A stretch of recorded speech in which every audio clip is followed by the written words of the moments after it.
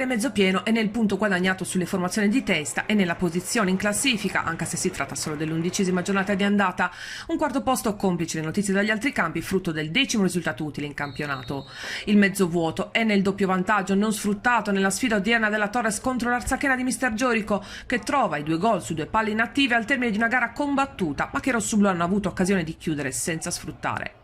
Tante assenze in entrambi gli schieramenti, tra le fila rossoblu, agli squalificati Milani e Guarino e agli infortunati De Martis, Bilea e Lucarelli si è aggiunto il forfait di Bianco nella ripresa, vittima di un malessere che l'ha costretto ad accertamenti in ospedale, per lui nulla di grave ma solo un po' di spavento. Passiamo alla cronaca, si inizia nel migliore dei modi, dopo 2 minuti arriva il vantaggio, punizione di Congio e palla in avanti a cercare la testa di Cruz che fa da torre per Sartor, libero di andarsene in porta e battere Cotardo per l'1-0.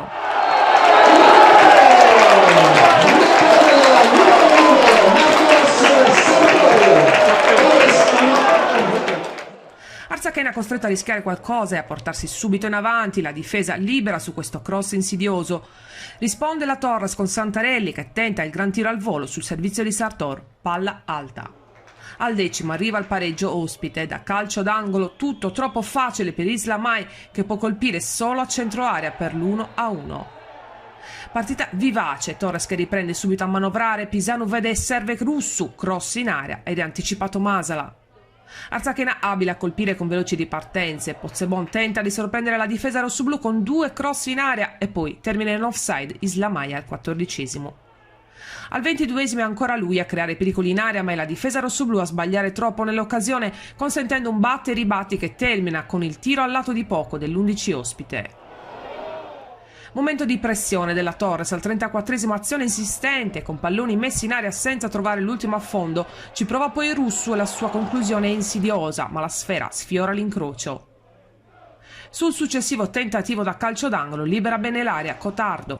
Con i rossoblu proiettati in avanti, l'Arzachena prova a colpire con un'altra veloce ripartenza, Verdi che attraversano tutto il campo senza trovare il passaggio finale e poi intervenire a terra Colombo quando scocca il 37°. Partita sempre in bilico, si arriva al 45°, angolo di Pisano, la difesa smeraldina allontana ma non troppo, Rui ha postato al limite ma cicca al primo tentativo, ci riprova, sistema il pallone e trova una traiettoria che inganna sul rimbalzo Cotardo con palla che si insacca sul palo lungo per il gol del 2-1.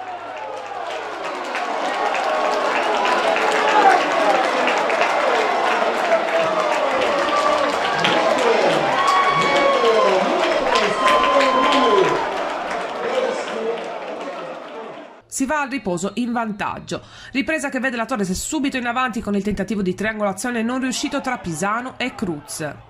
L'Arzachena è sempre pericolosa quando accelera e prova per vie centrali, ma Ruiu è bravo a fermare Islamai in angolo. Occasionissima, Torres al 7° dopo un'imbucata di Bianco che serve in area Sartor, palla di poco a lato. All'11° il primo cambio, dentro Rossi per Petronelli tra gli ospiti. Si fa subito vedere il neoentrato che non aggancia sotto porta su cross pericoloso sul secondo palo. Un minuto dopo momenti di apprensione per Bianco che si accascia dolorante al petto. Dopo qualche minuto si può rialzare e uscire dal campo senza l'ausilio della barella. Dentro Viale che si assesta in difesa sulla destra, Russu spostato esterno alto. Al 19° pericolosi, rossoblu da angolo di Pisano ma nessuno ci arriva. Poco dopo Cruz ruba palla e tenta dalla distanza. Fasi cruciali del match, si combatte in mezzo al campo, Arzachena caccia del gol con Pozzebon tra i più attivi davanti. Su di lui Pinna e dalla punizione conseguente arriva il 2-2. Palla in aria e tanta confusione prima del tocco ravvicinato di Pozzebon che sigla il pari al 27°. Ancora lui, 2 minuti dopo, e Colombo la mette in angolo. Dentro Samuele Pinna per Stefano Ruiu, ci prova subito il 2001 con una conclusione forte ma centrale. Al 35° altra occasione gol per la Torres su questo lancio lungo di Conciu con il pallone che arriva proprio davanti ai piedi di Cruz che può concludere a botta sicura ma trova la deviazione in angolo di Cotardo. Poco dopo sull'azione d'angolo il brasiliano si infortuna, dentro Virdis al suo posto. Pallone che sfiora il palo con la girata di Sartor al terzo dei 6 minuti di recupero concessi.